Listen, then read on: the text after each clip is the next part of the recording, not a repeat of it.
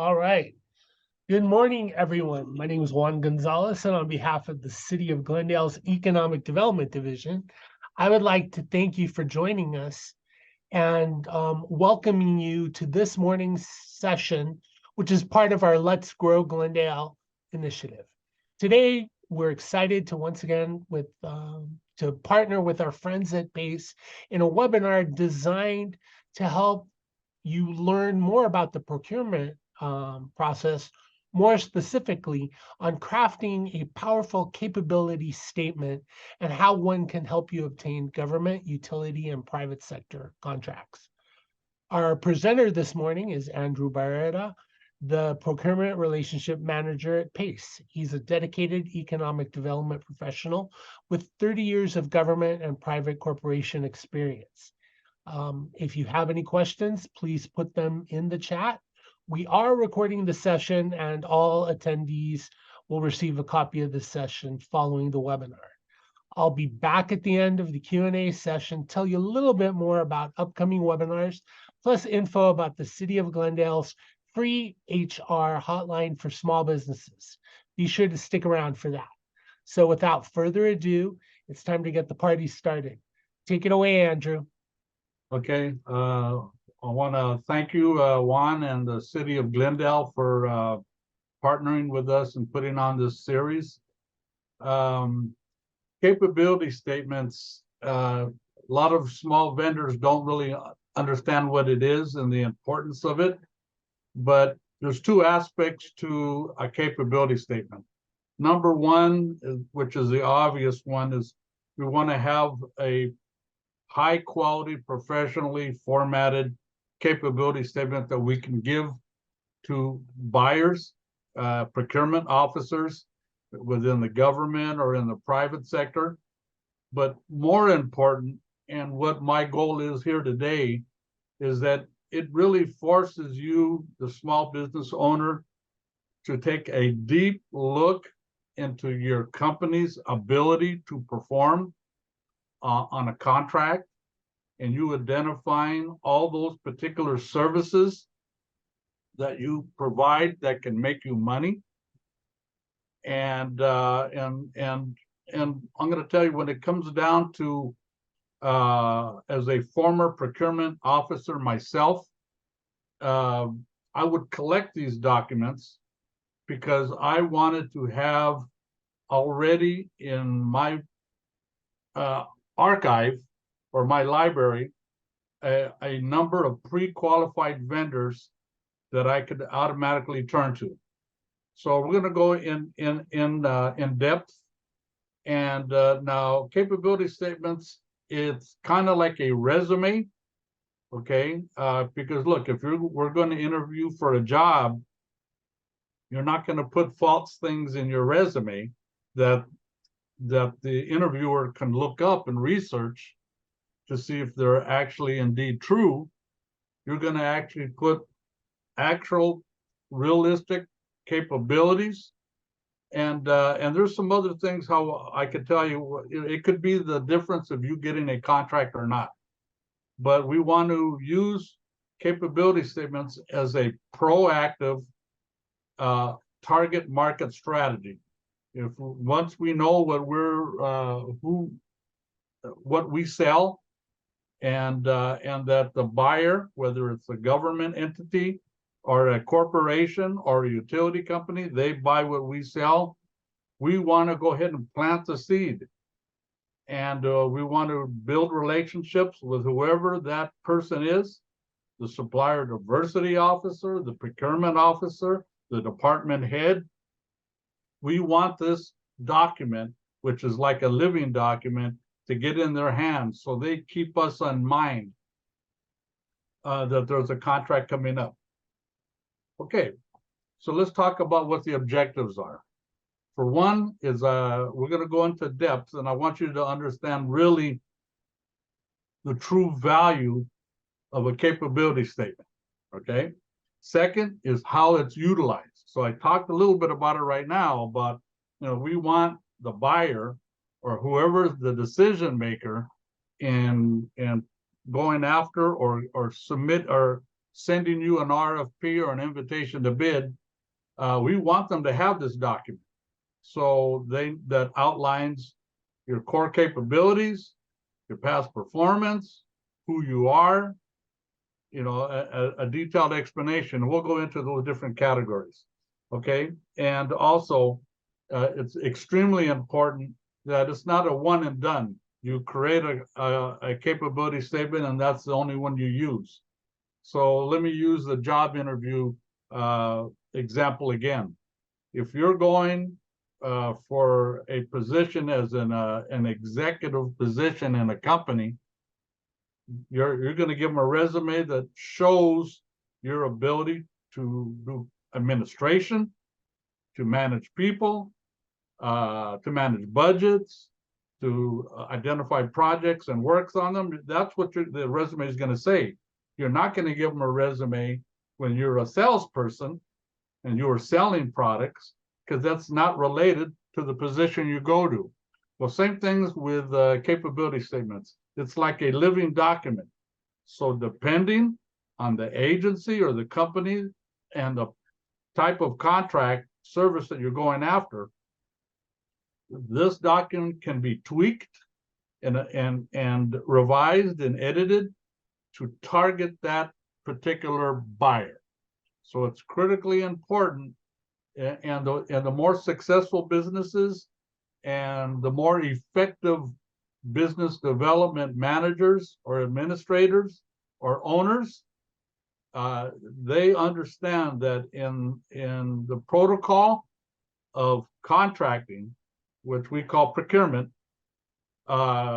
capability statements is a fundamental representation of your company, and it should be done in the highest quality, and that is very objective and right to the point and reader friendly, that really displays your company's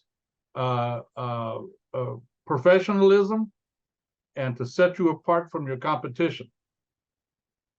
Okay, so let's talk about in detail. So basically, as it says here, a capability statement is a detailed snapshot of your company right now.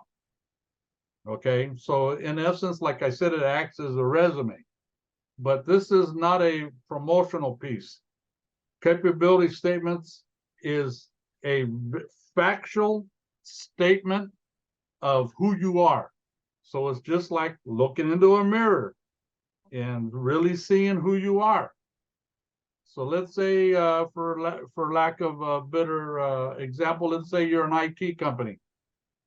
And so you're not just going to say, we do everything that's involved with IT. We're not going to say that, because that's not effective messaging. That doesn't accurately reflect what you're capable of doing. So the nuance and the more advanced business managers understand that we need to put some very specific detail that matches what that buyer is looking for, so that it's obvious that you're a highly qualified vendor, you have a highly qualified product or service that you're bringing to the table. So as I had mentioned, okay, many government agencies sometimes will actually, in their proposals, will ask for you to provide a capability statement. And I used to, before I came here to PACE, I had a contract with one of the local cities, and the city manager, we were going to put out a bid for a transportation shuttle service, a $1.2 million contract. So before we actually put out the RFP, the facility manager for their public works department gave me a list of capability statements to look at. And he says, I'd like to make sure that we send out invitations to bid, RFPs, to these companies as well, because we would like them to bid on the overall proposal. So an effective procurement officer, a buyer, okay, that represents either a department or contract administration that puts out this type of RFPs, they want to make sure that they have a list of pre-qualified vendors. So they're not just waiting to see who, like, throwing something against the wall to see if it sticks. They want to see that, here, we have a list of 5 companies that we know are high-level companies. We would like them to compete on this bid. But let's put it out to the general public, because we may be able to draw other professionals that can bid. And so I want a larger vendor pool, but I want a vendor pool of qualified businesses that are professional, that have been in existence, that have a history of performance, that are experts in their industry, and that are cutting edge in their industry. And this document can go to explain that. So anyway, so sometimes they ask for the proposals. I mean, the capability statements to be included in the proposal packet. Prime contractors. Now, some of you out there are subcontractors, and that is your business development strategy, because you're looking to do business on larger projects. So you want to develop a relationship with a prime contractor. Now, on our website, in the construction field, we get a lot of prime contractors that are working on large public works projects. So it's taxpayer dollars. So it's mandatory that those prime contractors include diverse businesses, women, veterans, minority, local, small, LGBTQ, the diversity of businesses, to also be part of the prime contractors bid. So prime contractors, when they're looking for an electrician, or they're looking for an event organizer, or they're looking for a staffing company, or they're looking for an engineering company that can come in and help design, they need to include subcontractors that have minority certifications. And one of the ways you're going to be able to outline that is in your capability statement. As we get to the end of the thing, I'll show you some samples that outline that. So that important company information that's accurate, and that, so if I'm looking for a woman business enterprise, or I'm looking for a minority business enterprise, or a local small business enterprise, because that's what I'm looking for. I want to be able to give the contract to somebody in my jurisdiction. I'm going to collect these capability statements, and I have a list. So I feel that when push comes to shove, as a buyer, okay, as a procurement officer, I already have the deck stacked a little bit, and whoever else, a highly qualified business, come to the table and bid on my request for a proposal, better for me. But as a former procurement officer, I already want to have a group of pre-qualified, because that way I know that I'm going to meet my city's needs, and I'm going to find the right effective contractor, and then I want the skilled professional companies to compete against each other, so I can get the best price and the best value on a contract. So how do I do that? I don't want to wait to get stuff. I want to be proactive, and when I'm looking for contractors, and I want to invite these 3 or these 5 or these 10, because I know all of them are capable of providing the service, and I want them to compete with each other. I want to gauge their experience, the high level of services or products that they can produce. Those are all of the types of things that I look for in the business. So the most important thing today for you is to take an accurate view of your company in the mirror, and we can use this as to see where we're strong or where we're weak. And where we're weak, then we can realize, okay, we don't have enough staff to perform, or I don't have enough skilled staff to perform, or we don't know how to do this particular type of service. So what do? We don't just quit.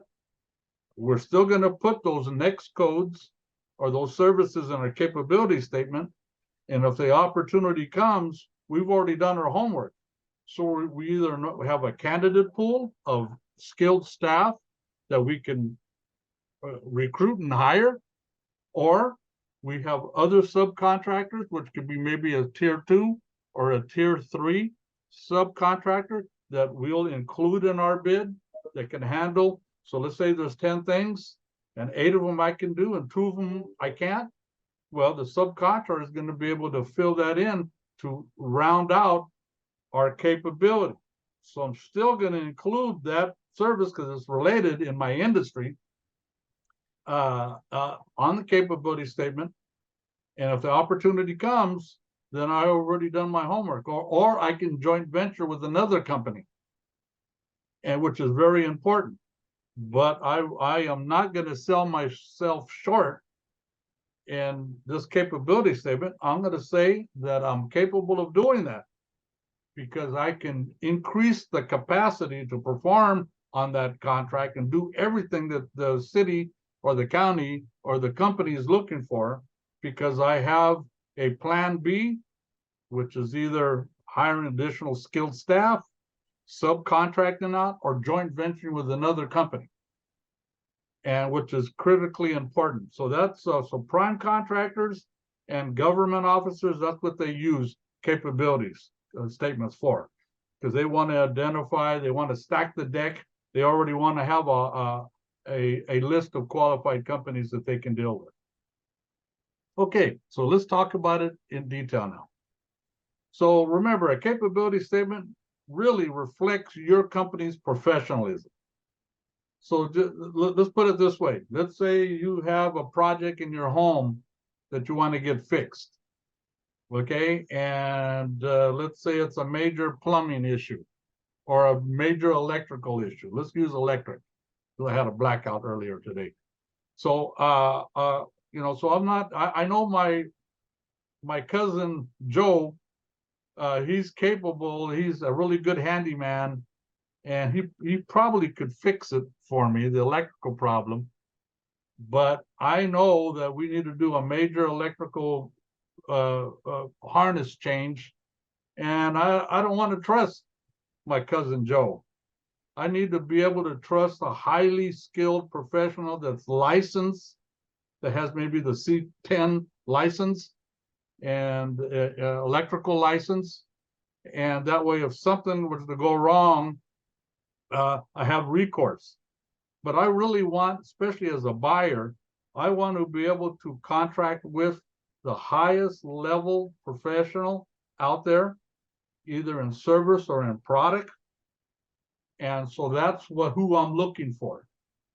So, you know, I've seen some capability statements that were real bare bones, not very attractive, just a lot of text, no pictures, no color, no formatting, not high resolution, you know, and not full explanations. And that reflects kind of a sloppy thinker. Now, I know some of us don't know how to write very well, so then we're going to go find the skilled staff within our company that can help us do that. Or you're going to turn to companies like us, PACE. We have a Woman Business Center. We have 2 contracts with the City of LA. We have a contract with the Governor's Office of Business and Economic Development. We have a Minority Business Development Agency contract that I manage with the Department of Commerce. All of those programs provide technical assistance. And that's what we're doing right now, trying to explain to you. Anyway, so capability statements is really an accurate reflection of your capabilities right now to perform on a contract. And it's generally a 1-pager. Sometimes we could do a 2-pager, the front and back. We want to keep it simple and right to the point, because I don't want to read a whole proposal, okay? And I don't want to read a bunch of things that are really not apropos to the contract opportunity or the contractor that I'm looking for. So, and we're going to show examples of that. So right here it says no fluff and get right to the point. Yeah, this is not a promo piece. You know, I've seen like recently I was working with a client and she put, well, I'm the first person in my family to open up a business and we've had great success. Well, that's great, but that's not what I'm looking for. Okay, I'm looking for you as a professional already.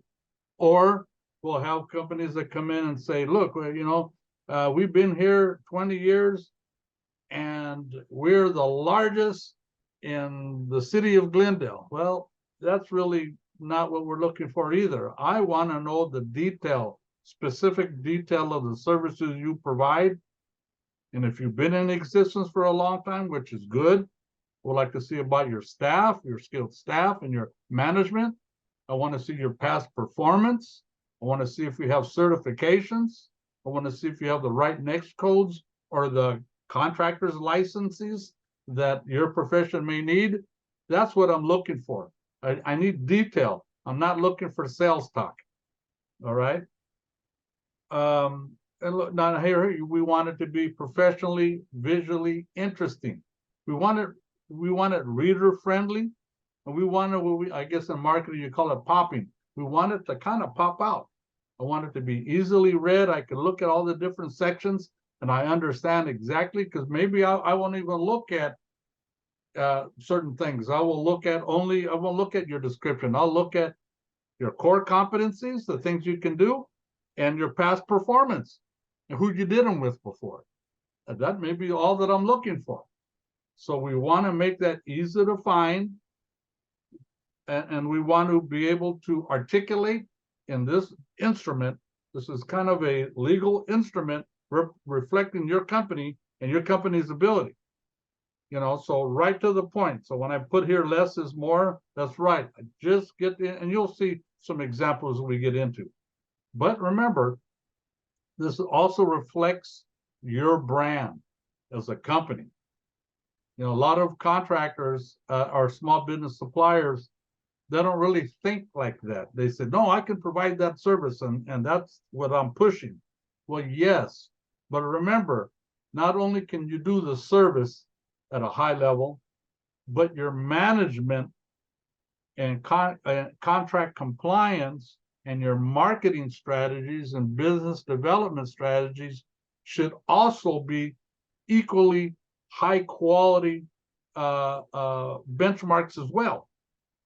So your brand, you know, that way, you know, as I could see when I was working for that city and looking for a transit provider, you know, there was this one company and they already had a pretty big brand, and they did business with Metro, with the MTA. And so we knew that company was going to apply. We already know who they are, and they were really effective in branding themselves in the transportation industry. So we need to think like that too. What brand of my company, what do we want to represent?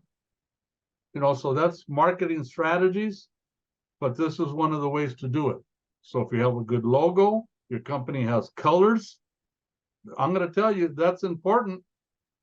Okay, let's say I'm a person that loves colors. I'm going to tell you, when it comes to selecting contractors, it's very subjective. Even though the government will say, oh, it's transparent, we got to be transparent. Well, yes, we do. But when it comes down to making a decision, you know, if you provide a high, professionally high resolution capability statement, and later a proposal that's formatted and aesthetically interesting, makes me want to read it. It makes it easy to read. I could find everything that I need early in. It was on a glance. That shows that you are helping me, and you're a professional. Any product that you put out. And an important thing I want to also mention about this is that you that they're going to probably look in your website, because you're going to have your website listed on there for those of you that have websites, and you all should. And they're going to match this capability statement to your website to see if it's accurate. And that's the type of contractor I want to hire, that thinks things out, that understands it's not only about making sure that they're letting us know of all the products and services they offer, but they are effective business managers. And anything that comes out of your company, whether it's an advertising piece or a contract sourcing document, we want to make sure that it's high quality, high resolution, because then that's a reflection of you and how you perform. And that's the type of contractor that I'm looking for. But you can see it might even be worth your time to buy or hire a graphics company to help you format that. And we happen to know some, or you just come and see us and we can help work that through. But as you can see here, we put it as a living document, which means depending on the type of contract that we're going after, okay, and who the contractor is, government or private sector or utility, we want to make sure that we adjust this capability statement directed specifically for that buyer, which is extremely important. Okay, so here's the basic components of what a capability covers, okay? So one, an executive summary. And it's kind of basically a business overview, and I'll have some samples right to the point. We don't want to say, oh, we're the best and we can do it the fastest. That's fluff talk. I want to know how many years in business you are, what is the core industry that you are involved in, what are the specialty services that you can provide, okay, how many years you've been in business. You know, that is accurate detail that I'm looking for as a buyer. So maybe 1-2 paragraphs at the most, executive summary, right to the point.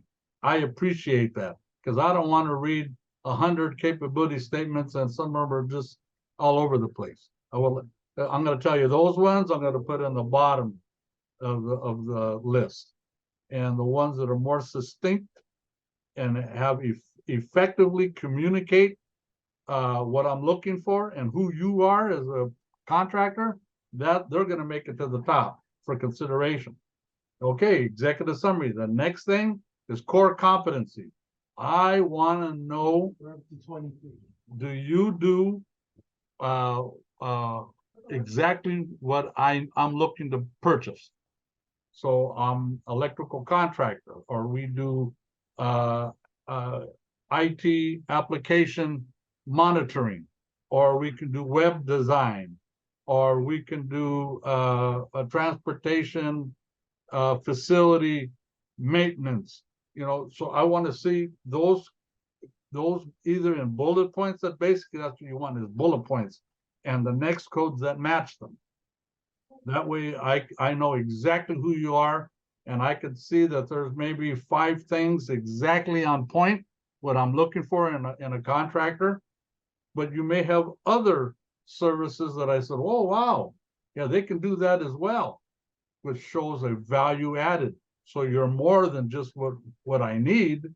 You actually have other services that are critically important that I may want to take advantage of. Okay, or as a former procurement officer, I know that come February, we're going to branch out and we're going to need another RFP with these other services, and I see that you have them already. Even though I don't need them for this contract, I can see you're capable of providing these services or these types of products that I know internally as the department manager that we're going to need these kind of products. So I'm going to make sure that I put your capability statement on for that other project, and you're going to be on my mind. And as we get closer to that, looking for that contract in February, I'm going to make sure that you are on the list to get the RFP or an announcement that this RFP is coming out. So it's critically important And you'll see the importance when we actually get into the document. Okay, past performance. So the first two things was an executive summary. This is who we are. Who starts bringing you? Okay. Somebody's talking. If you could mute yourself, would be great. I don't know. So the first thing we hear is your executive summary. This is all about what we can do. Second is here's the main things that we can do, specific services. But maybe, to me, what's most important is that you've actually done them. So I want to see past performance. Okay, well, we worked with Disney before, and or we've provided clothing and textiles to Target or Walmart, or we've been a food supplier for Denny's. You know, so we want to see who you've actually done contracts with.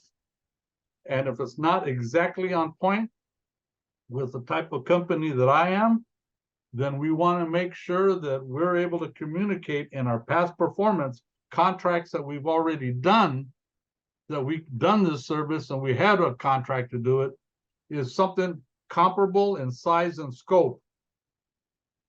And so that there's ways. So we got to be creative. We need to be critical thinkers, and we need to be having an effective methodology in how we're communicating. And this kind of falls under contract negotiations to a degree. That's the next level. But we understand exactly who we are, and we're matching what we do with what they want. And there's probably no better example of that than past contracts.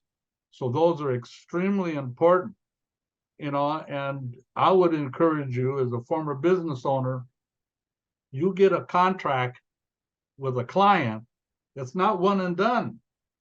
You know, you have an inside view of that company and how they operate, you know, and you could see where they're going, you know, so past performance shows me that you can go back to those potential clients that you've had or past accounts because they already know your product. So past performance is enormously important to a buyer because that tells me that you've already been vetted out, you've already been awarded a contract, you performed on that contract. Because maybe what I'm going to do is maybe I happen to know somebody at Target or Walmart or at Denny's that's in their government sector. It's a small world. I'm going to say, hey, do you know this company, ABC company? Hey, how do they perform? And, you know, so it's a small world, especially in the buyer's world. Okay. So anyway, so that's important. Past performance is critical. Now we have here key differentiators. So if there is a part of the capability statement that's a little bit more on the salesmanship side, it's this section. However, this section is not for, hey, we're the biggest and we could do it faster and all. That's not what this section is for. This section is for to explain in detail that the services you provide or the product that you provide sets you apart from the competition. Yeah, we do quality control. Even under the contract, I'm only supposed to do quality control on a monthly basis. I'm turning in the report, but we do it on a weekly basis. And then the quality control means that we're doing it on time, we're doing it correctly, we're doing it on budget. Now that's a differentiator. And maybe your competition is not pointing that out. Even if they did it, they're not pointing that out. And that shows a critical thinker.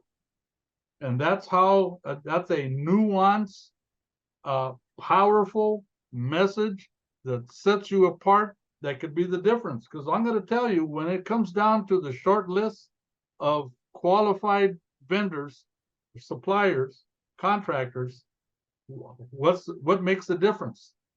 So if you have critical detail that really highlights who you are and your company's contract compliance and your professional thinking, critical thinking skills, excuse me, that's exactly what I'm looking for. Give me just a minute. Okay, then the other section here is company data. So I've seen capability statements with the wrong data, wrong email, or somebody got fired or they got promoted and their name is still there and they're not the point of contact anymore. You know, we want accurate data. Companies that have moved or have gotten another, created a DBA, you know, doing business as, or like right now, a lot of companies have DUNS numbers. Okay, that's more for the federal, but they don't use DUNS number anymore. It's a unique entity identifier number is the new number. So if you still have DUNS in there, that shows me you ain't up with the times. You're not current. It's not accurate. And if you're not accurate in something that you're putting out, you're a risk that you may not be accurate in performance of this contract that I'm about to award you. So if you're listening to me, what I'm trying to explain to you and impress upon you is that we really need to take a very detailed look at who we are, what we do, and making sure that we are accurate in the details, because details matter. And if we can be more effective and creative in how we're messaging our company and our services and who we are as professionals, even the better. Because the person that's got that all together, that's who I want to contract with. And not all of us are just born with all these skills, but I know that everything that I'm telling you is making sense. So as part of our, then we know that because remember, this is, you're looking in the mirror here. We know that, okay, I can do all these things. I don't know what else I need to put in there. Well, then let's organize ourselves like books in a bookshelf. So when it comes to executive summary, what do I need to say? When it comes to core competencies, what do I need to say? Okay, you know, when it comes to the accurate corporate data, which could also include NEX codes, license numbers, bonding limits, okay, small business certifications. I want to see all that in there. So like, for instance, I'm working on a proposal with one of our clients. And I know that she had like 4 small business certifications when she bid last year, and 2 of them have expired. And I said, hey, when I looked at the proposal we submitted last year, those ones, one ended in March and the other one ended in June. Did you renew them? And she hadn't. So that was a sign that she was not on top of that, because small business certifications is extremely important. That can help you get the contract when you make it to that short list. And if that government agency or utility agency is looking for a specific type of small business certification and you have it there, I'm gonna reach out to you. And if it turns out it expired, then that means you're not on top of your management, and your business acumen is reflecting flaws. And I'm going to tell you, that could be the difference you get in the contract. And myself, that's what I look for, those details. And if you're not accurate, you know, I want you to be a holistic, professional, accurate person. And because that means your business is going to do that. And so you could see these are all different components. I'm kind of beating everybody up about being accurate, but we get sloppy sometimes. We just take it for granted. We got that base covered. But that's why it's always great to go back to the basics. And that's a little bit what you guys are doing right now and participating in this special series that the City of Glendale is putting on to help you grow your business and understand the different components. So everything that we're providing here. Oh, now there's another caller. Juan, we can hear you. Oh, sorry. Okay. The other important thing is that we want to make sure that everything that comes out of your company reflects accurate, professional services. And that's what I'm looking for. But you can see here, we want to also look, you have any specific license or codes. You're going to see one of the examples of a capability statement towards the end, where they are a supplier of nuts and bolts and hardware, and they're trying to sell to the military. So they went into detail because the military has certain specification codes for some of their product, okay? And he listed it, or that company listed it in there. So that is extremely important detail, because that makes my job easier, because now I know not only do they make these kind of bolts or this kind of hardware, but it matches the specifications that I need as a buyer that the military sets. So you can see that certifications, contractor's license, special permits. Do you have any special training? You know, I don't know how many are out there, but I don't know if you know, there's a type of business acumen training called Six Sigma. Six Sigma. And that's an advanced analytical training that many executives go through. And it's about process and quality control. And I've had clients where the owner didn't have the Six Sigma, but he had one of his skilled staff did. And he's not including that in his capability statement, because that is a special skill. And that's critically important.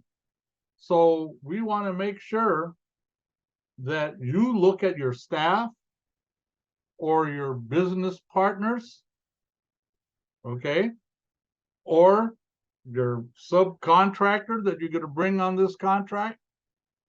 We want to make sure that you understand that they have all these skills or these special certifications. And we need to put it out there. You know, so don't get absorbed just in yourself and trying, this is me, okay, hire me, contract with me. No, we want to be able to see you are not an island. We are made up of a team, and our team is multifaceted. We have many capabilities and skill sets and talents, and that's what we want to be able to showcase and provide.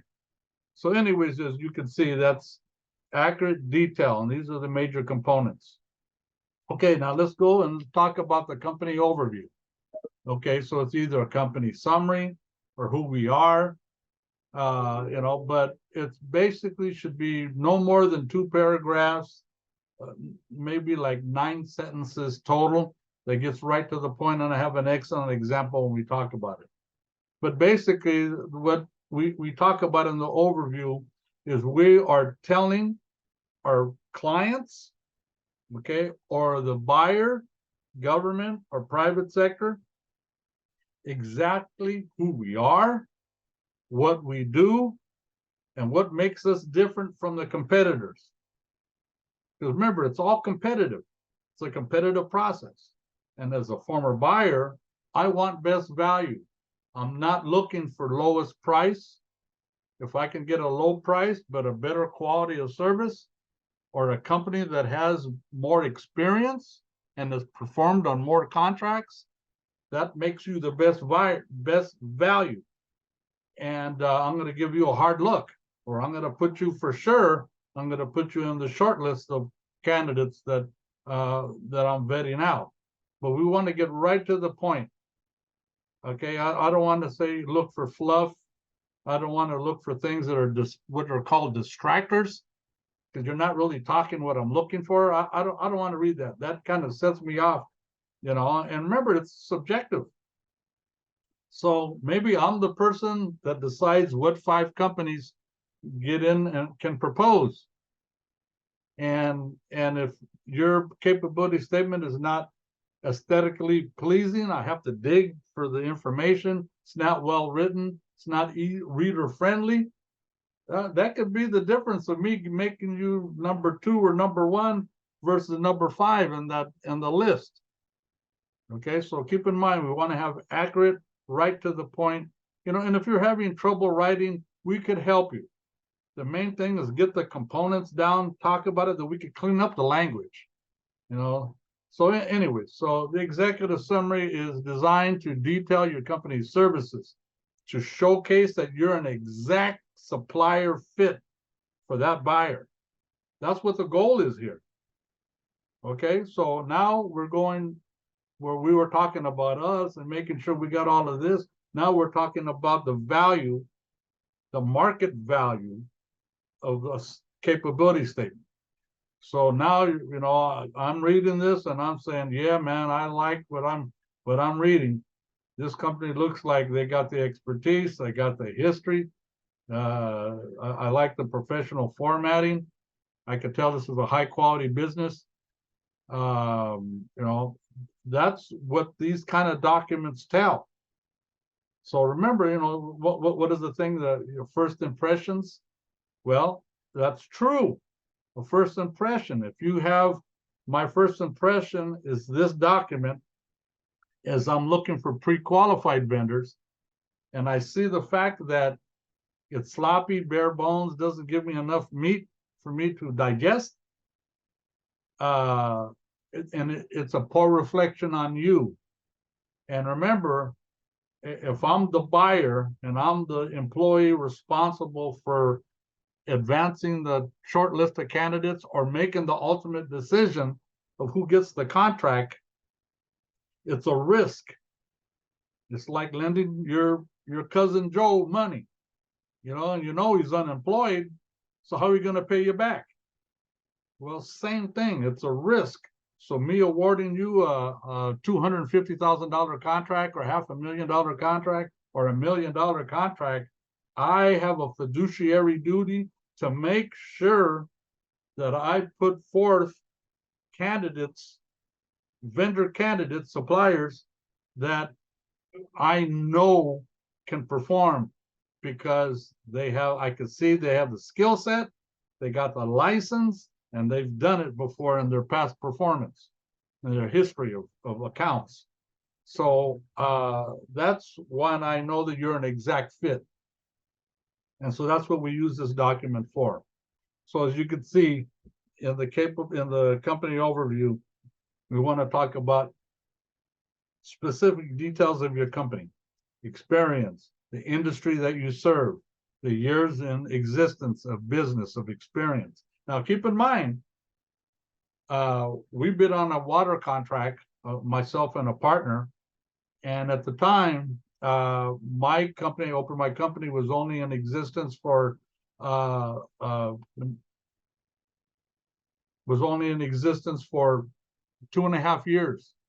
And they were asking me for certain things. You ever done major briefings to executives and elected officials? It was an outreach contract. And no, because most of the work I did for my company was for small businesses like you. But I used to work in the government. And I used to work for other large corporations similar to where I'm at now. And under that work for the government or for those other agencies, I did outreach and briefings and research. And so that means that if I did it in my professional experience, that means my company has that skill set now. So we need to keep that in mind.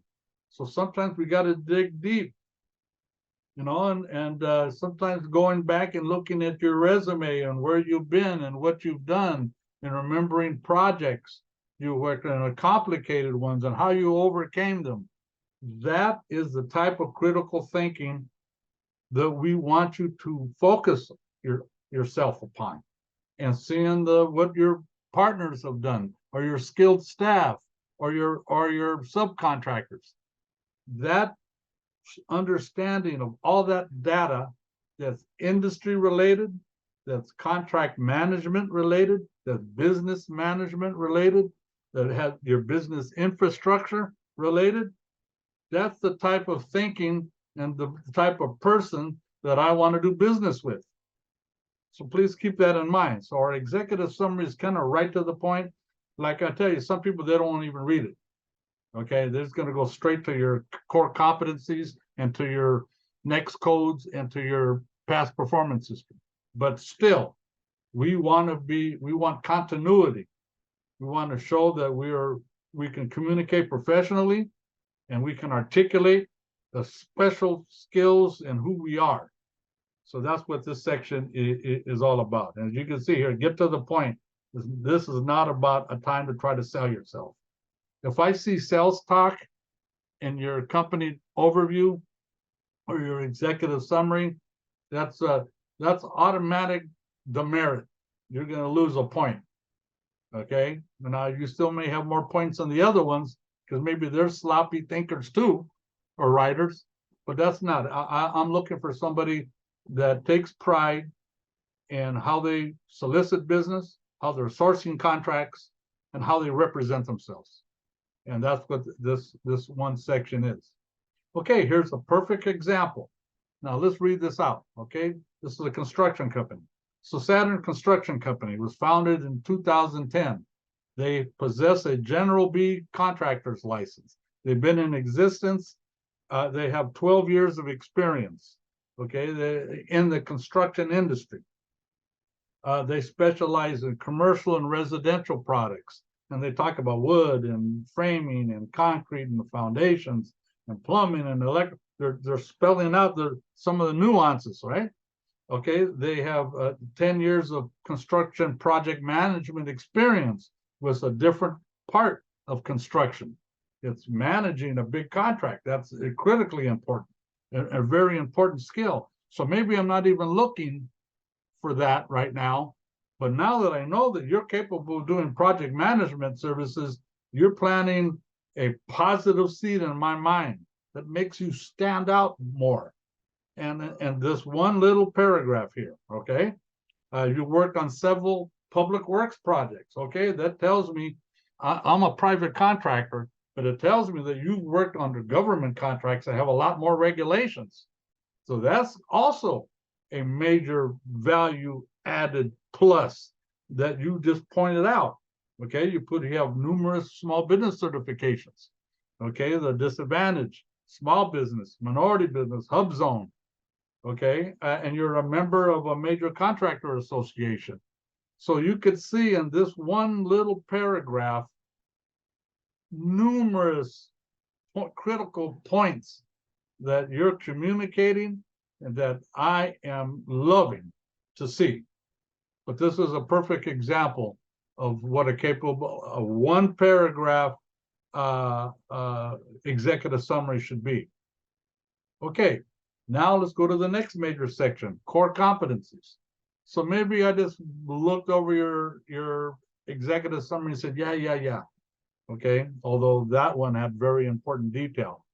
But now I know I have to buy something that's very specific. So maybe I need a certain type of electrical contractor or somebody that installs HVAC units, or I need somebody to come in and completely rebrand. I saw a contract when I first came on with the animal control of the city of LA.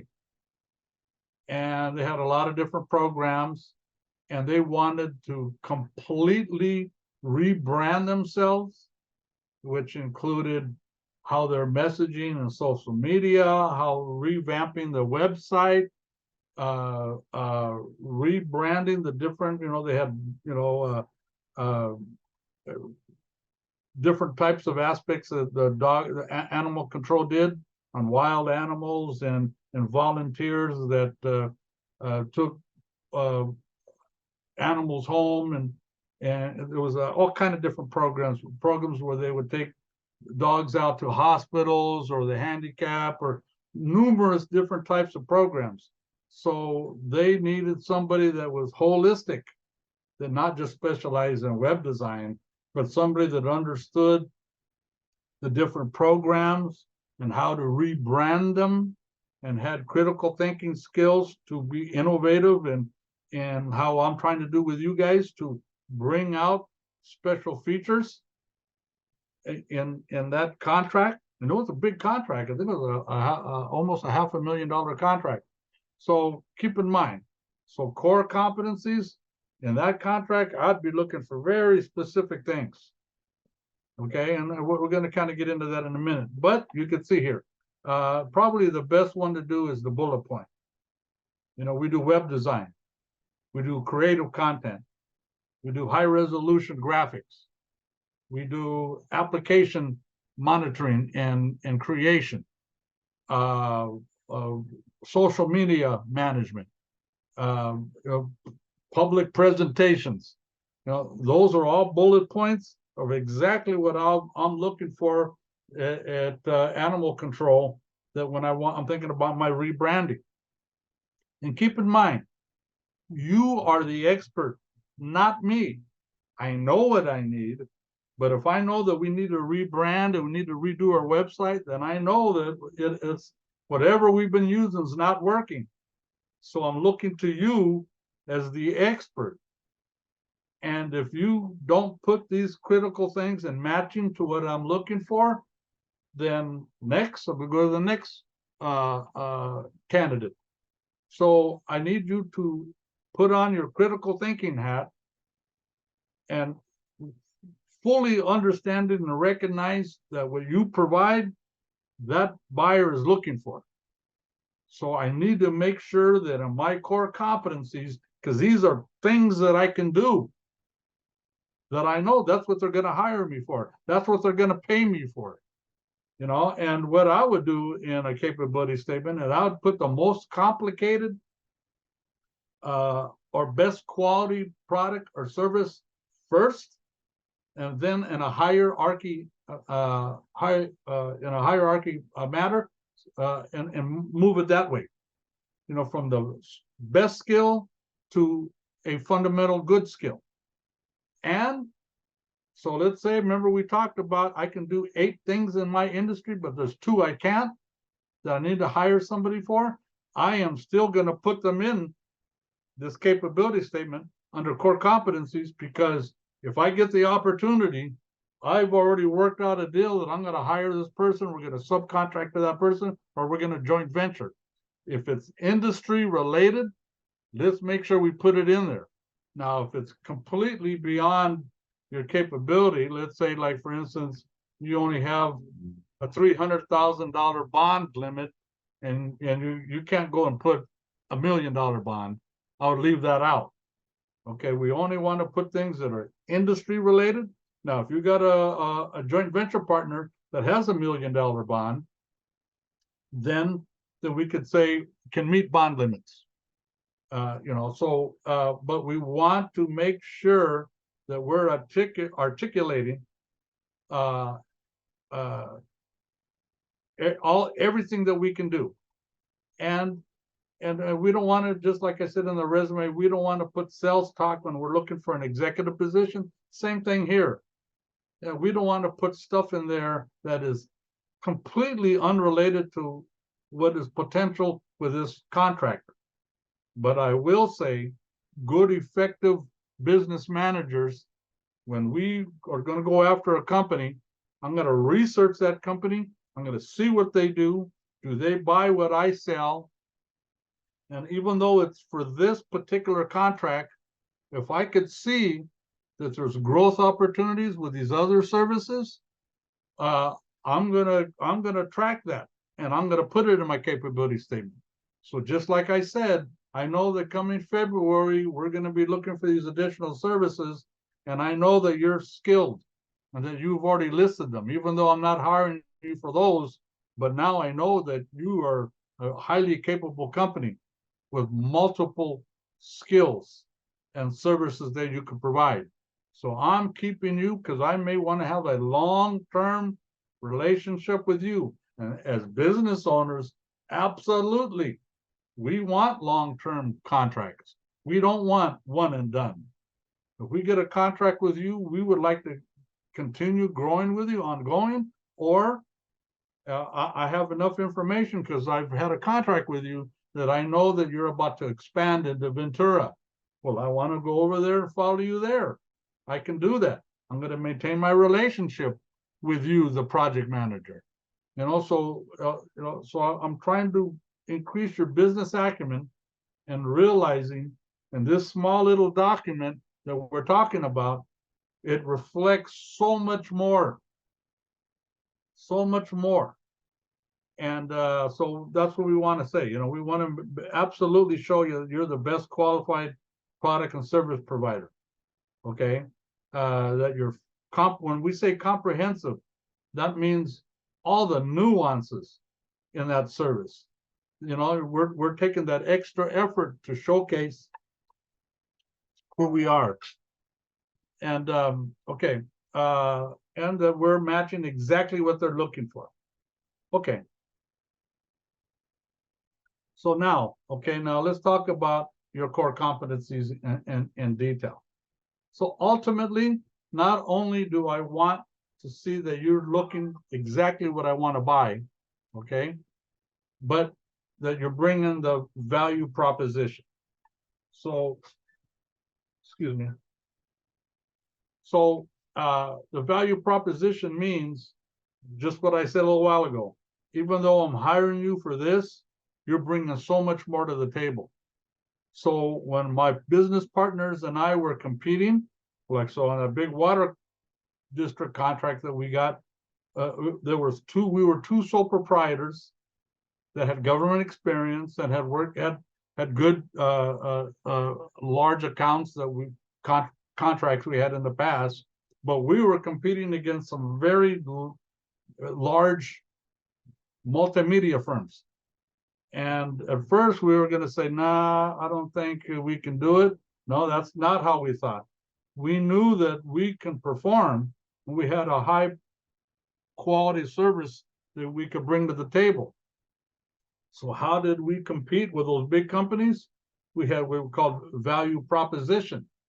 So part of that was we had very large professional networks in the government and in multiple city departments.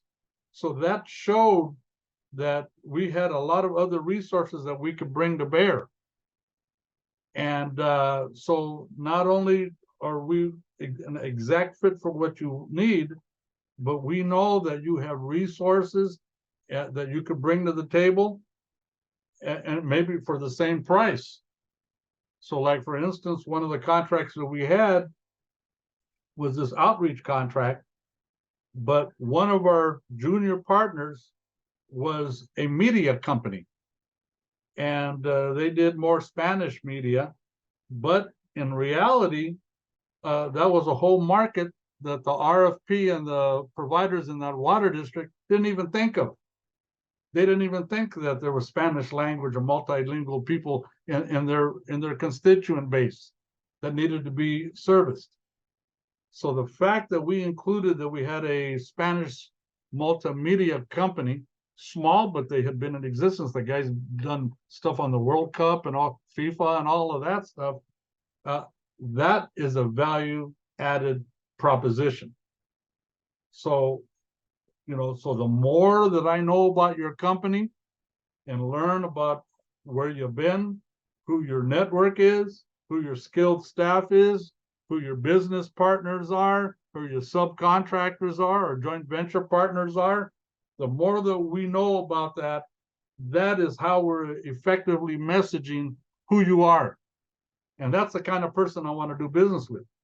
So remember, value added. That's how we competed with those big companies. One of the companies, so it turns out that one big company got the contract, but so did we.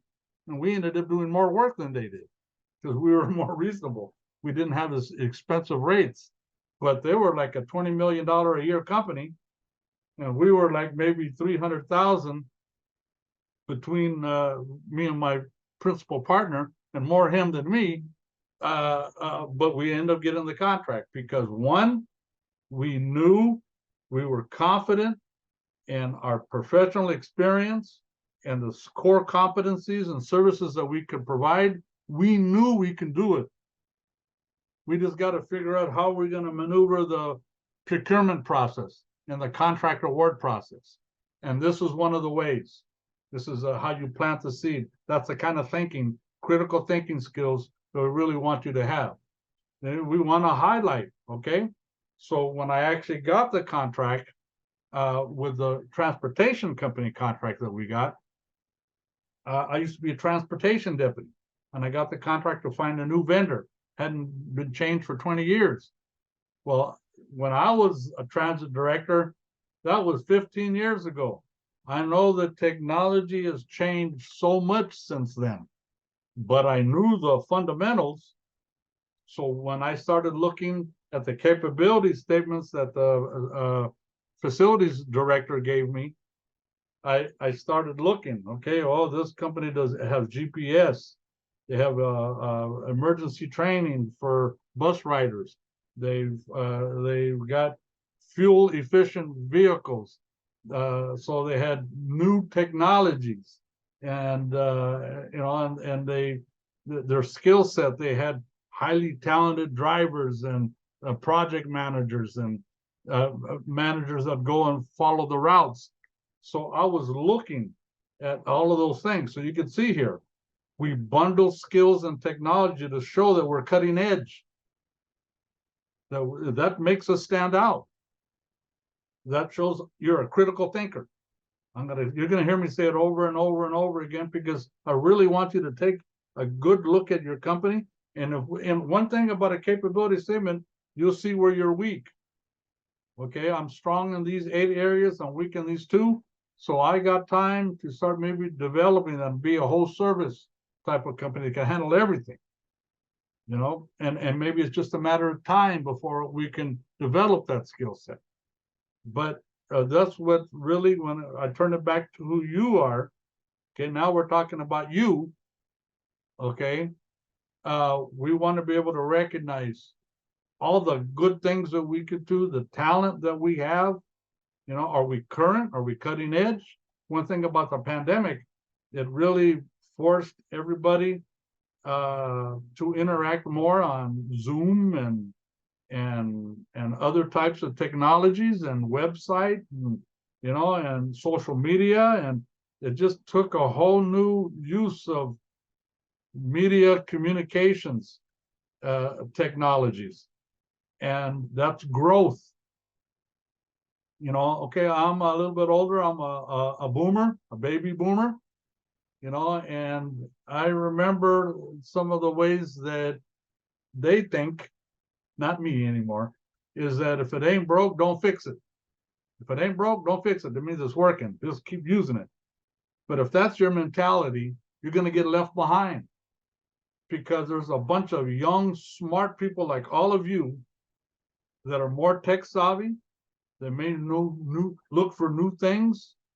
Okay, you have fresh minds, new perspectives. You know how to use the new applications much better than me. Okay, and especially tools that are particular to your industry, technologies and new skill sets. That's what we want to showcase. So that means I recognize, as a boomer, there is a whole new group generation of talent that I need to welcome, especially as a buyer. I want to see that. I want to see that from you. As I told you, you're the expert. I think I know what I need, but I need you to tell me, is there a better way of doing it, more efficient way of doing it? Is there better technology, more efficient way, more cost savings? And so that critical thinking is really important. So even though some of you, and we didn't get as many folks as we thought, maybe didn't understand what a capability statement is, I'm really trying to impress upon you that it's taken a really deep look into yourself, into your company, and where you can grow. And let's stay cutting edge. Let's stay current in our industry. Okay, and so it's a part of your research and development. Could be as simple as this. You look up your competition. What are they doing? If they're doing something you haven't thought about, but you can do it, well, as long as you're not stealing trade secrets, you can do it. So we don't need to reinvent the wheel if it's related in our industry. And, so let's research our competition. Let's see what they're doing. and and let's modify our company, because we always want to grow in skill set, in intellect, in critical thinking, in contracts, in skilled staff, and in new types of technologies that are cutting edge in our industry. So we want that, which also goes to how do we contract source? How do we find contracts? So inventing new ways. How do we research that company? How do we get to the right person? Okay. What kind of materials do we present them? So a capability statement can be utilized proactively. Now, some of you know about registering your company in supplier portals or vendor portals. And then based on your next codes and who you are, you get notifications that they're looking an invitation to bid or request for proposal or a request for a statement of qualifications. Okay, that's kind of reactive. That's a very fundamental way of getting it. And let's say you can 50% of your business comes from there, but the other 50% comes from you identifying your target market, identifying who the point of contact, identifying that your services match what they need or they buy. Then we're going to use an introduction letter, because now we know we research them, and a capability statement, and we're going to send it to them. And we're going to try to meet with that person and develop an ongoing relationship so they know who we are and that we're here. And remember, another real important thing is when we're promoting ourselves, okay, with accurate, highly professional communication instruments, is that we're also planting the seed that we're looking to be a team player. We're not coming to you like, here, can you help us out? Can you give us a contract? No, we're coming to the table is here. We're here to help you, Mr. or Mrs. Buyer. And here's all the things that we can do. And we know that we provide the services or product that you're looking for. And we want to be part of your team. And so you could see that mentality is a different mentality that's coming from confidence. And that confidence is coming because you are capable. Your core competency of services that you provide or products that you provide match what I need. So I'm trying to show you these kinds of critical ways of thinking and putting it on your radar and knowing that, okay, we need to kind of suck it up a little bit and let's better redefine who we are and how we're messaging that.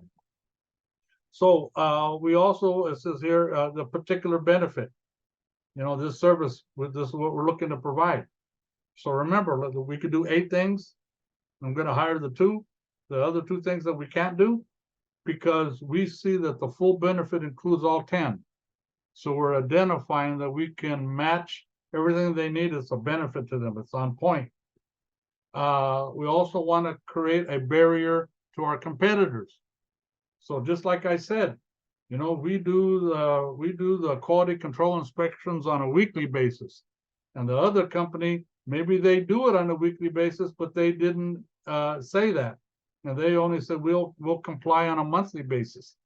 So now I know that you have a better methodology in your performance on the contract, and that kind of sets you apart, sets you ahead of the other companies that may do the same thing, but they didn't say it. They didn't have the presence of mind to fully communicate what they're capable of doing. So anyways, and then we want to communicate, okay, that not only can we perform at a high level, but we can do it exceptional high level. And so that goes back to the value proposition, the value added component that you bring to the table. And then again, we're talking about, core competence. If we don't have the skill set, we can partner, we can go study and get a license to do that, or we could hire the skilled staff. So basically, we're trying to integrate our capabilities and make it into an advantage for us when we're competing to get that contract. And remember, it's making it to the short list. And this is one of the ways that we're articulating effectively to get us on that short list. And hopefully they can just make a decision from that, or they'll bring you in for an interview. And that's the goal. We want to make the short list. And if they do interviews, then we want to get into the interview. And if you get to that point, you come and see us. We'll prep you for the interview. Okay, here's a sample, okay, of bullet point of, so this is an IT company, okay? So they do software application development, new software, because that industry is growing, right? Technology is growing. They're experts in Microsoft technology. Well, that happens to be the types of platforms that we use at our company or for our department, okay? Business intelligence, AI, I guess, data warehousing, analytics, okay? Technical and project management, okay? Business analysis, software testing, enterprise resource planning, okay? That's some particular to IT, okay? Web design and maintenance, cloud technology and virtualization. So you could see clearly this is an IT company, technology company, which is a growth industry. And you can see they have what here, eight very powerful skill sets that this company provides. That's right to the point. You know, there's a study method in college, and I used to be a learning skills counselor, and one of the things that was called name recognition or word recognition, where one word has multiple meanings. So when we look at software application development, we'll think of everything that could mean. We could help track individuals. We could use it for GPS. We could use it for marketing and advertising. We could do it for outreach. We could do it for tracking employee performance. There's so many different aspects just to that one software application and development.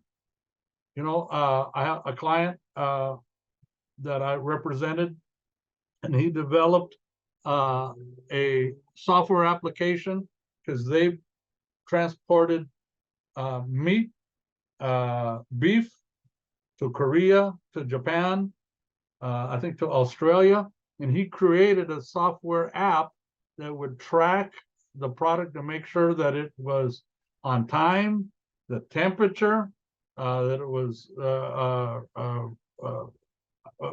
quantity. It was because that industry, they needed it in part of his distribution of their product.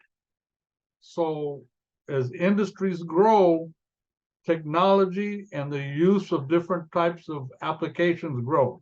But my point being here is you could see each of these categories reflects multiple aspects and benefits of the service you can provide.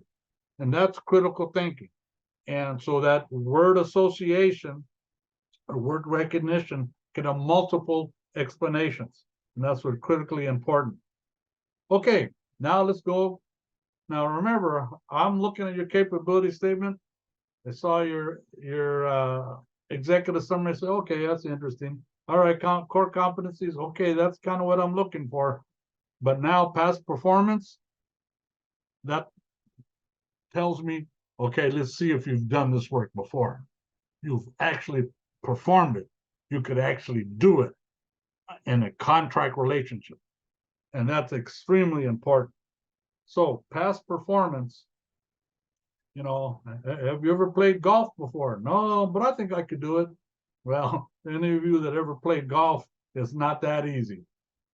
You know, you need training, and you've had to play over and over and practice, and those professionals in the golf circuit, you know, they are experts and they've been in multiple tournaments.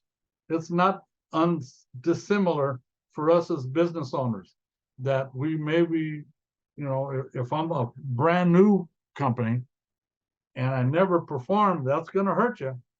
So then what am I going to do? Well, if my past professional experience still goes, so like in that contract with the water district that we applied, So I hadn't done all this big outreach, for stakeholders and elected officials and government department heads and trade association executives. I didn't do that in the 2 years I opened my company. But having worked in the government before, I did, and I brought all of those services, and I was able to nuance them, matched services with department heads, was able to effectively run a marketing campaign to do a major business walk. We identified leaders that talked about all the issues in that particular community that were crime and homelessness and traffic signals and street signs and parking spaces and all these nuanced things that I did in the government. I was able to articulate them, and so that was part of my past performance. And because remember, it's not only what you've done, but it's your professional. If you've done it as an employee somewhere else, or you have an employee or a business partner or a subcontractor or a joint venture partner that's going with you on this bid, and they've done it, then we need to put it in there, because there's no substitute for a past performance of actually performing. And so when I joint ventured with my partner, I had the technical business management skill sets, but he had actually worked with a railroad company, BNSF Railroad, and he's managed public relations for those kind of contracts in the city of Long Beach. So when we combine our history, our performance, and professional history, that really increased our capacity. So even though I never did work with the railroad, I could say we've done work with the railroad because he's my business partner, and we've made an agreement to bid on this contract. So there's ways to overcome these challenges, and it's really worth your time to see who you have as employees. Okay, what have they done? Maybe you interviewed for a position, someone you interviewed to hire somebody, and they didn't make the cut because this was the best person for that position. But that one of the top candidates was capable of doing other types of things. Well, because he had the work history. Well, same thing. In contracting, there's no substitute for actually being able to demonstrate that you've done this service and you had past business contract dealing. But what you can showcase. So here's what it showcases. Okay. We want to list who your major clients are. I had a client, and he was going for a contract with one of the hospitals. And he goes, well, I really haven't done any work with a hospital, but he did work for Disney. And I think he did some work for Hewlett Packard, the IT company, and another big company. I go, well, let's still list them, because those are major accounts that were large, that needed a high degree of skill to perform those contracts. We want to showcase that. Even if it's not directly related, we want to be able to, similar size and scope.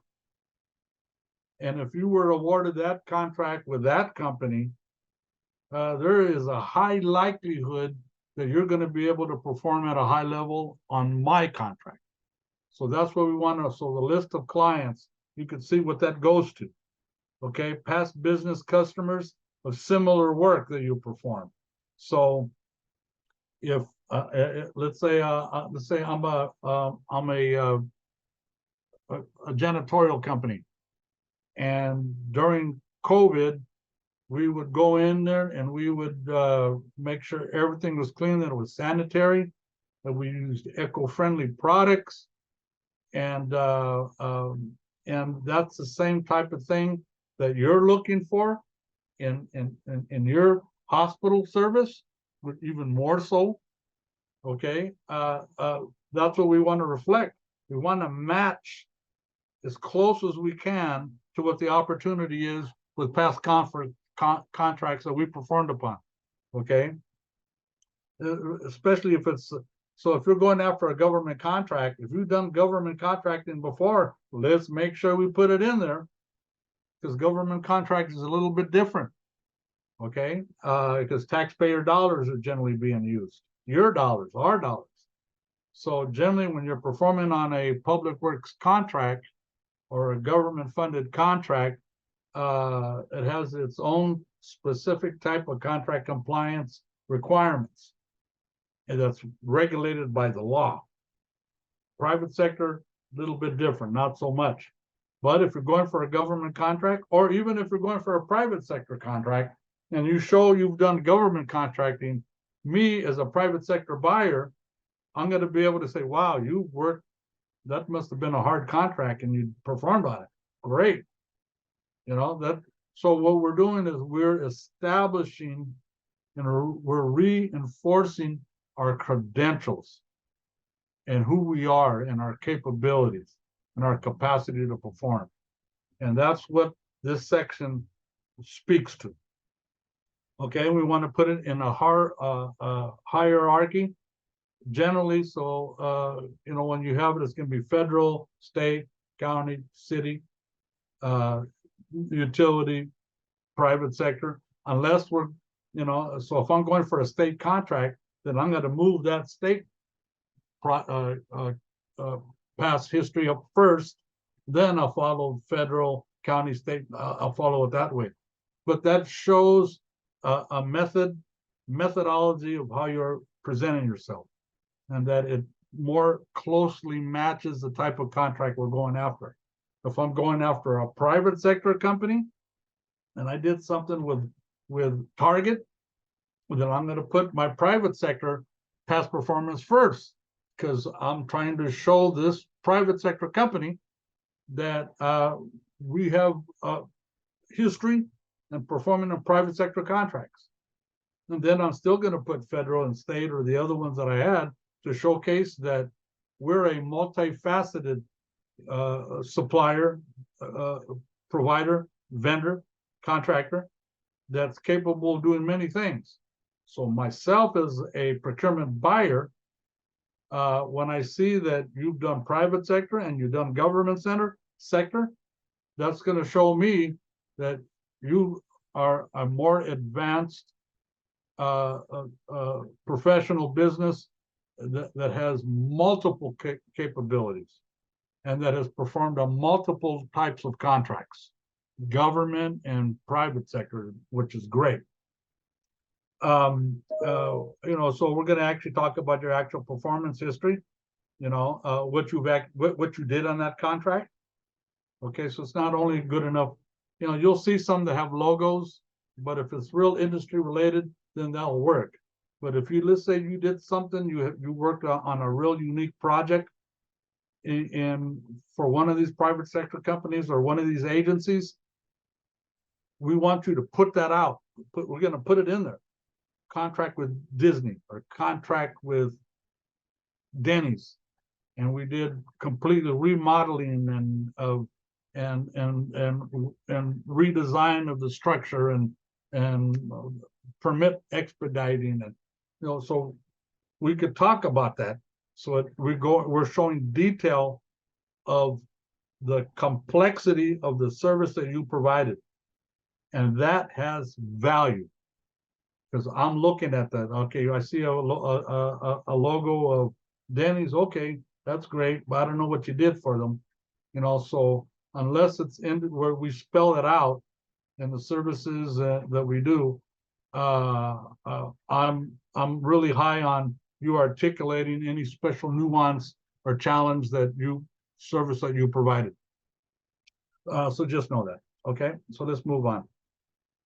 Okay, so here's another example. Okay, so so this company, okay, this is also a IT company. They did business with the County of Los Angeles, and they listed what they did, just what I just told you: business analysis, project management, Microsoft, net development, architecture, okay, with the city of Los Angeles project management, Fannie Mae, SharePoint development, Merrill Lynch, ADP, software testing, Blue Cross. Now, what's important here is that let's look at the different types of contracts they had. Government, county, government, city, private sector, Fannie Mae, that's real estate and financing. Merrill Lynch, finance industry, ADP, payroll, corporate services, okay, Blue Cross, healthcare. So these show me as a buyer that you have worked on major different diverse contracts. And if you're able to service all these different type of industries, that makes you more valuable to me. That makes me believe that you're going to understand my company or my department and my mission and what we're looking for and what we need you to do, and that you understand, you have the capability of understanding where you fit into that company's delivery of services. And that's what's critical to think here. So all of these are different, but the fact that in the IT industry, he was able to provide, because I'm going to tell you, doing IT for Fannie Mae could be much different than what we do for Merrill Lynch, because there are nuances. They have different customer bases or different needs. You know, maybe one was for commercial, and the other ones were for consumers. So, you know, those types of nuanced thinking, when I look at this, that's what I'm thinking as a buyer. And this is a perfect example of doing some bullet points with a little bit of analysis. Okay, here's another type of example. Now, this company, I think, is probably a facilities management company. So they actually they listed 3 that were the closest matching to that particular contract they're going after. And they said, okay, we work with this company, we work with these 3 different companies, and here's how large their facilities are. And then we talked about what we did for them. So this looks like a maintenance contract for a facilities. And so they got it and were able to detail all the nuanced services they provided for that facility. So this is another excellent example of contracts that's very narrowly tailored for that buyer. Now you could get a little bit lazy and just use logos, but you could see this person used it effectively. So for that IT business, they're going for IT. Okay, they listed all these companies: Cisco, Dell, Western Digital, Microsoft. Wow, when I see these companies, these are all major players in that world.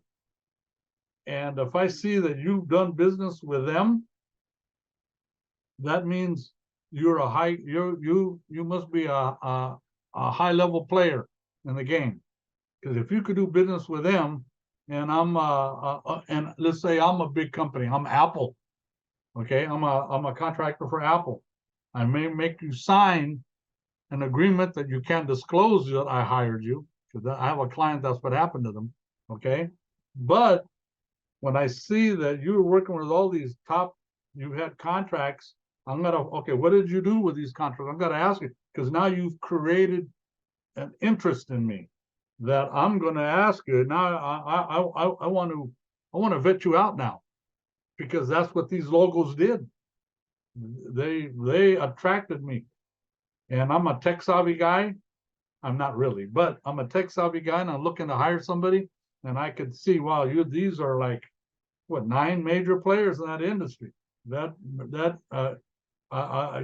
You've created a major attraction to your capability statement, because I could see what you've done. Past performance. It's not about what you say you could do. It's that clearly you've done it. And this has high value. Probably the most value in the whole capability statement. Okay. Okay. differentiators. Now I talked to you about, these are things that kind of set you apart from, it's designed to specifically set you apart from your competitors, okay? So if there is a place to do a little bit of leaning sales and promotional talk, it's here.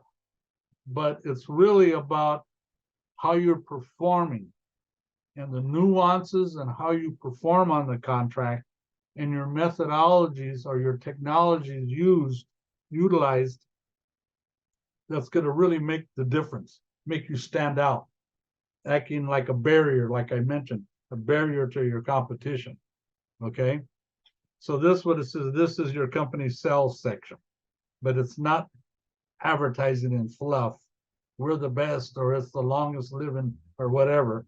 We have, this is about how you perform or certain benefits about your product or the service. So you're going to list unique factors and benefits that your company is going to provide that sets you apart for the competition. That's just what I just said. Showcase that your business is best suited for the needs of that buyer. Okay, a clear statement that relates to specific needs that company needs. So when I talked about quality control, okay, let's say I'm a construction project manager, and I hired you as a subcontractor, and you're doing concrete layout and putting up walls and laying foundations, and I got to make sure that you're leaving space for the electricians and the plumbers to come in.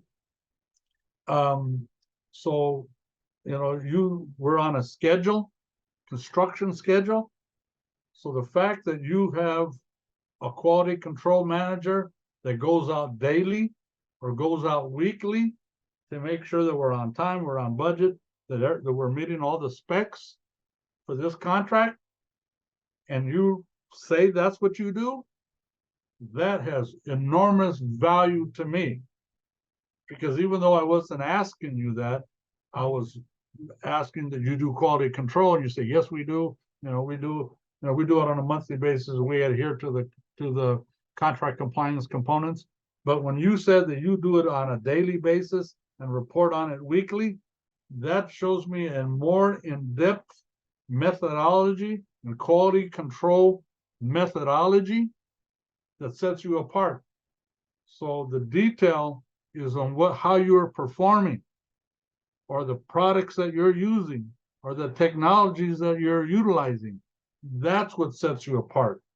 And that's what we're talking about. So it's not about sales talk.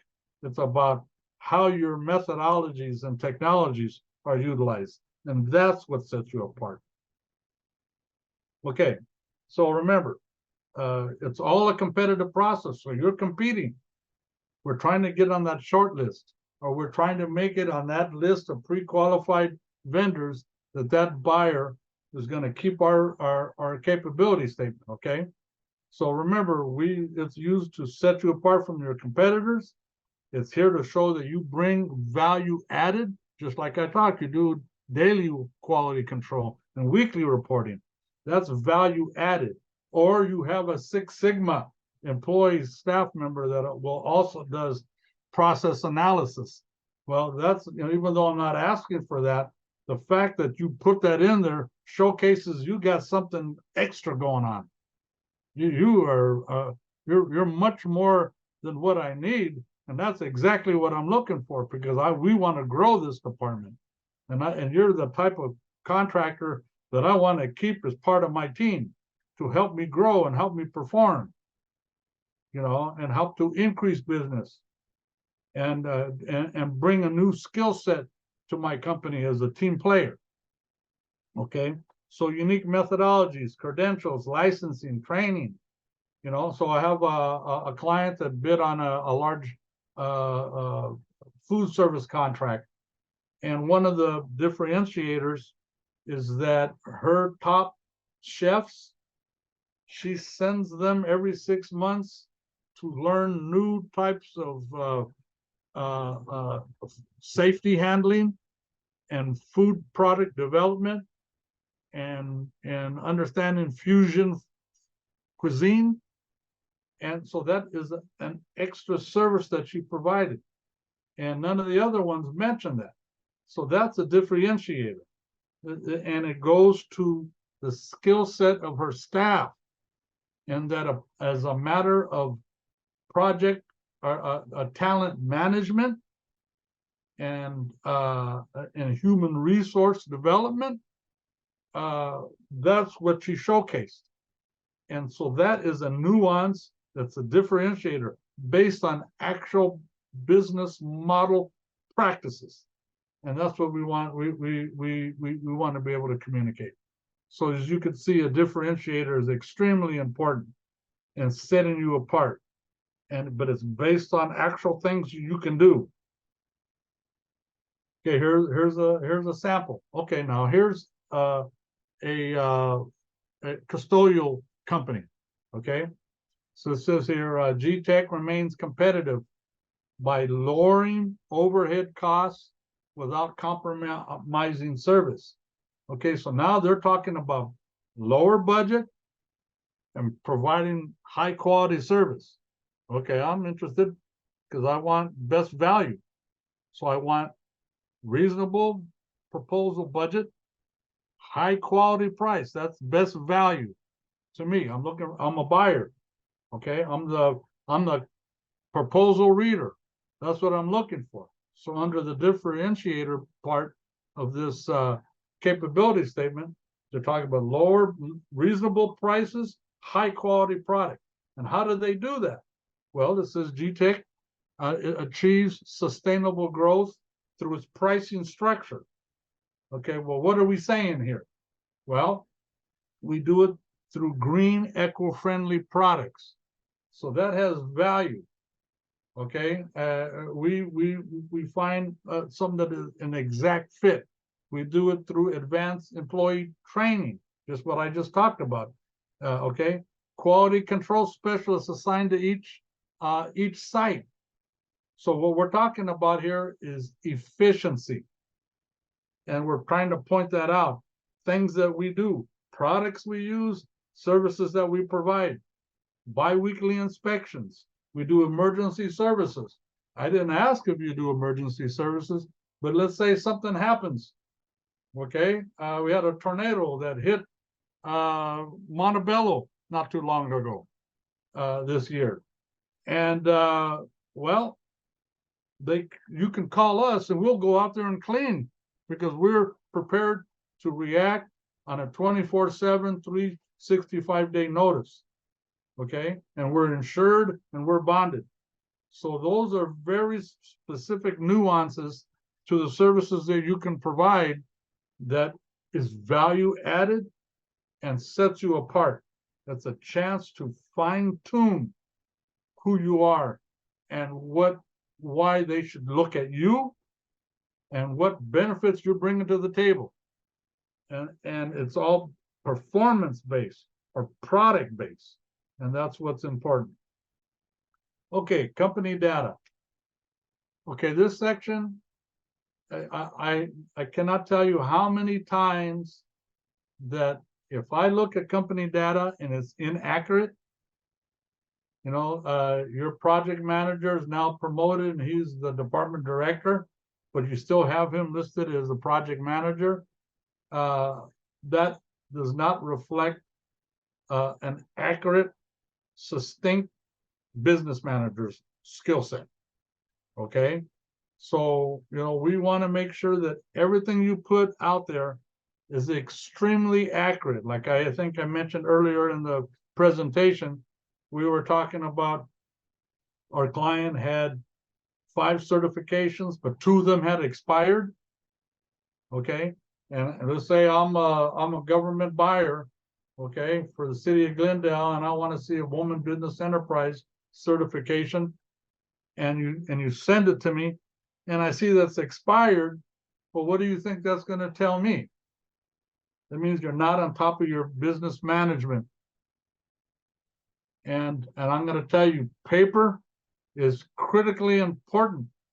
Legal instruments and communications are critically important. So I need to see that you reflect professionalism, accuracy. So your company data, at the very least, needs to be accurate and current. And I see it all the time, because what happens, we say, oh yeah, I live with the same address, I have the same phone number, same email. I take it for granted. But there's other important criteria and data about your company that we need to know. Next codes. So like, for instance, you'll see I have one that had limited number of next codes. And in reality, he probably can do 3 or 4 other types of services, but because he didn't put those other next codes, I'm never going to look at them. So that wasn't as critical thinking as I needed. But also it can be structured where you're just looking for these 5 next codes for this contract. So there could be reasons why you do it. Okay, but basically you want to make sure that you have a point of contact. I see resumes that have no point of contact. So what do? I got to call your front office and, hey, can I talk to your senior department manager? That's an extra step. I don't want to have to do that. If I'm a buyer, if I have to do that, that tells me that you're not watching out for me. You're making me dig, and I don't want to dig. And if this other competitor who is equally qualified, it makes it much easier for me to find out who I need the point of contact.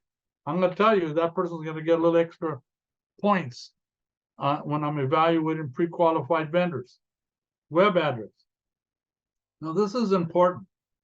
If you're reflecting that you can do this, A, B, C, D, 1, 2, 3 quality things, I'm going to look at your website and I'm going to vet you out. And does your website match what you're saying on this capability statement? So I want you to see how they're related. Okay, because your website is supposed to be the library of who you are and what you can do. And I can check out books and see what kind of skill sets. And I want to see your customers. If you have any testimonials, what past contracts you've done, samples of work product, and advertising messaging in your website. So if you're saying you could do all these things in your capability statement, but you don't say it in your website, or vice versa, that in your website you have all these things you articulate that you're able to do, and services and staffing, and you don't put that in your capability statement, there's no continuity there. We want to, anything that we're messaging, okay, remember, we're talking about contract development strategies, business development strategies. It's all got to be interrelated. And I want to hire somebody that's what they do, because that's going to make me feel better that I'm hiring the best qualified contractor that I can get. So this effective messaging is critically important. So now we're back to talking about you, and you being a critical thinker, being efficient, and that you're articulating factual accuracy in anything that you put out representing your company. Location, that's important. So we're bidding on a contract where they get extra points if they're located within the city of LA. Now, the contractor also has a facility outside in the county, but we know that there's a local preference. So she does not want to put her facility in the county. She needs to put her business location in the city. So sometimes I'm going to tell you, we don't know what the buyers are looking for. They may have, when it comes down to that short list, okay, and one's in the county and one's in the city, and they're equally qualified, and I want a local preference of somebody in the city, well, then we could see. So even though you take for granted business location, well, this is where we've always been, you know. But also, let's say you're a supplier, and your location is by a freeway. Okay, let's say you're by the 5 freeway and the Long Beach freeway, so and you have multiple accesses, so you can deliver your product. You have easy access to get anywhere. Versus, let's say, and I don't want to. I hope nobody lives in La Habra, but I used to live in La Habra, and there's no freeways over there. I have to go on Imperial Highway and maybe Lambert, and so me as a buyer, I could see that if you are a contractor and a supplier from La Habra, I know that you're not going to be able to deliver my product. It's going to take you longer, and going to be delays, and I know it's more of a cost, unless you're in the technology world in which we can do business virtually anywhere. But keep in mind, so even though we're talking about a basic address of where your business is located, remember there's other considerations that a buyer may be looking for. So if you are, let's say, in the city of Commerce, that's next to 2 major freeways, okay, and I'm located in La Habra, and I'm looking to be a supplier, you better best be the best value, because just on your address alone, kind of puts you out of the way. And I want to have somebody that's more in the hub and that distribution. So just keep that in mind. So there are some nuanced ways of thinking about corporate data and being accurate and how they're utilized. And then, of course, you could see here industry codes. Now, keep in mind, which many of us take for granted, numbers, our world is managed by numbers. We got addresses, we got VIN numbers to our cars, we have small business certification codes numbers. I'm registered with the federal government on the Government Services Administration, and they have special GSA schedule numbers. I have a bank account. My social security number, my business corporation, S corporation number. We're managed by numbers, and many of us take for granted. And so I'm going to tell you, it's critical. So I've seen next codes where they're missing numbers, or they have the wrong number, or any pertinent information. You get a contractor's license that has a number. Contracts. You get a contract that has a contract number. You get a request for a proposal that has a proposal number. When you register in the vendor portal with the city of Glendale or with LA County or the state of California, they're going to assign a number. Numbers are important because that's how we manage data. That's how we manage finance. That's how we reach out for contracts. That's how we develop connections. So I'm going to tell you, when you register in a vendor portal and you have your 6-digit NEXT code, that vendor portal, if they're looking for a specific contract, they have a bid match component in that platform that will recognize your 6-digit code and will send you notice of a contract opportunity. So we got to look at numbers again and have much more respect for them and what they represent. And then we all know how to count, right? The better we are at numbers, the more of those dollar numbers we're going to get. So just keep that in mind. That's critically important. Okay. So what we have now, let's go a little bit into detail. So remember, I said there are no more DUNS numbers.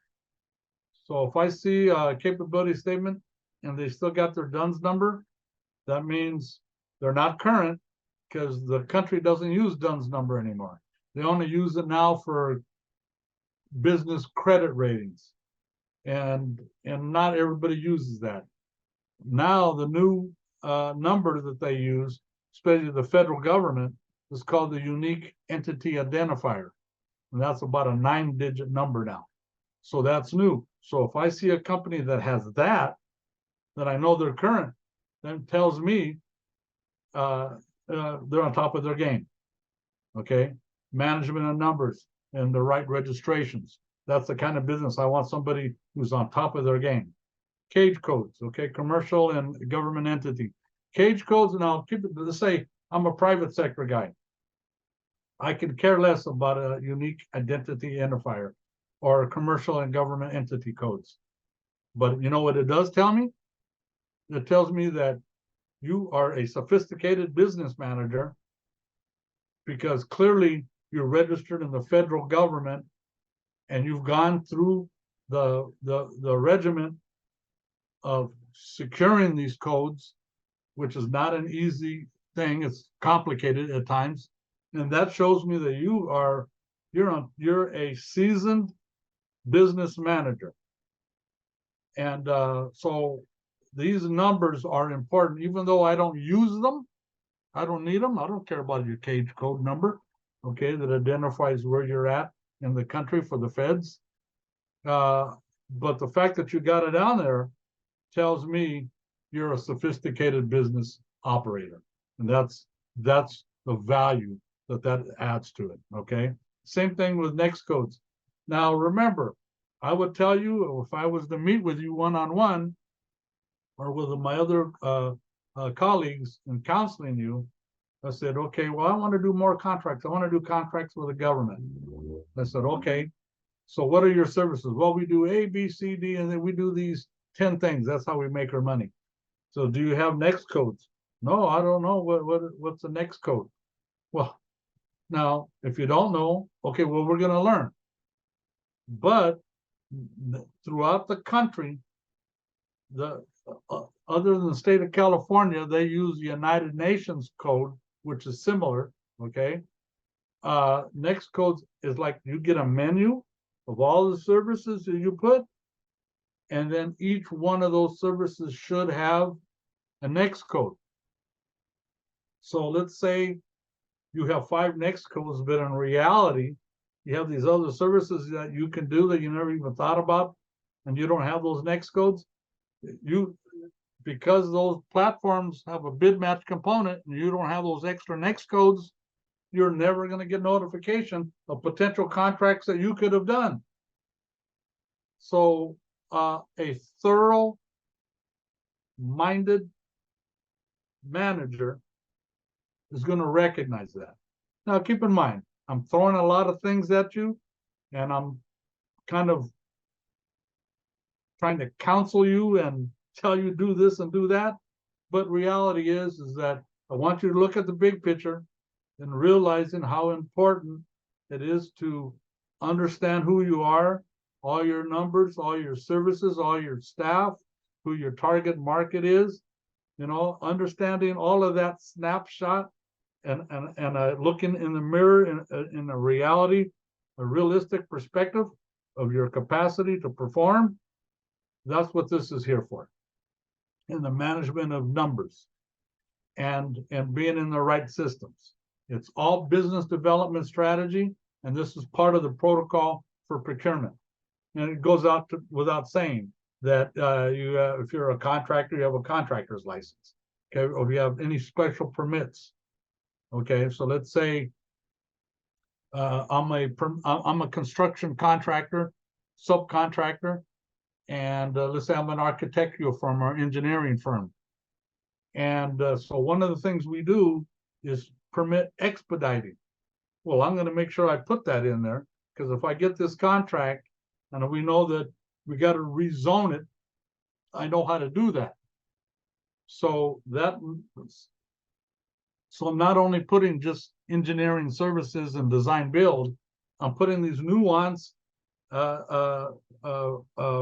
next codes, so that it more showcases to the buyer you got multiple things going on. So accuracy of the services and matching that with numbers is critical. And I want you to take a new look at your numbers and how important they are to your business. Okay? And the same thing, we talked about small business certifications. They all have specific numbers. And part of the numbers is this certification expires on this date. So that number is there. Okay, so so I just need you to take a prudent business manager that has advanced business acumen, realizes the value of all of these things we just talked about. So this capability statement, even though it's a document, a lot of people take it for granted, just a resume. You can see we took a deep dive into your company, and you recognizing all this information and all this data, and you managing it, and then putting it in a capability statement that we can give out and solicit business with. So you can see it's twofold. One is to take a candid look at yourself and your company, where you're strong, where you're weak, where we can grow, or where we need to partner, or how we can stay current and following the trends in our industry. That's what we're thinking about. And this capability statement helps address that thinking and business acumen and your business model. And say, oh, we don't have enough capital to perform on another contract. Okay, then, so some of these will take, we're financially fit.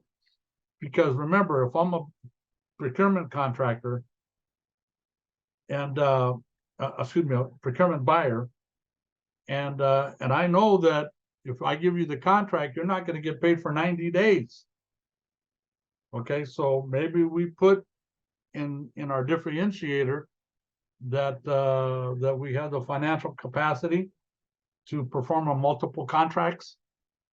That shows me that you have the financial capacity to carry whatever their expenses are until you get paid, which may be net 45 if you're lucky, net 60, net 90 days before you get paid. Okay, so just keep that in mind.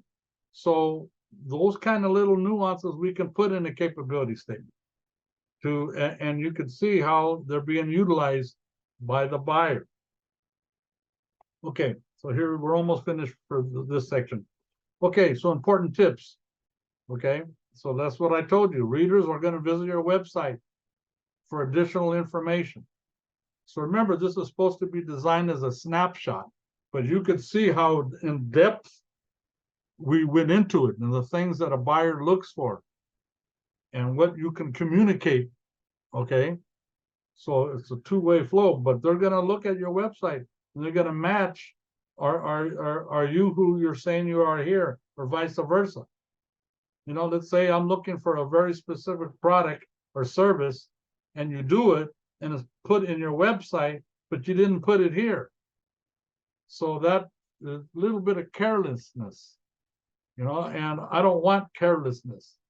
You may still be the best value and I may end up going with you, but that's putting a doubt in my mind, and that's making room for one of your competitors to take advantage of that. Because remember, it's competitive process. It could be like splitting hairs, and it's subjective, whoever makes the final decision. So accuracy and being thorough, and realizes that this is a communication piece about your skill set and your company. And we talked about it. A summary of who you are, what services you provide, your past performance, all the relevant data, differentiators that set you apart. So you got my interest.